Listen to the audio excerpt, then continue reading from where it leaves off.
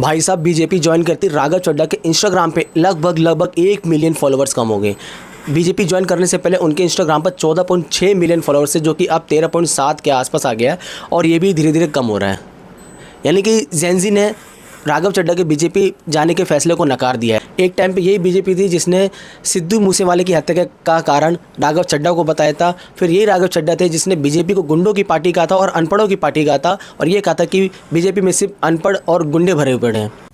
BJP एक गुंडों की पार्टी है, अनपढ़ गुंडों की पार्टी है, वो सिर्फ गुंडागर्दी करते हैं। राघव चड्ढा के पास सिर्फ दो ही चीज़ें हैं, एक भोला भाला चेहरा और एक शातिर दिमाग।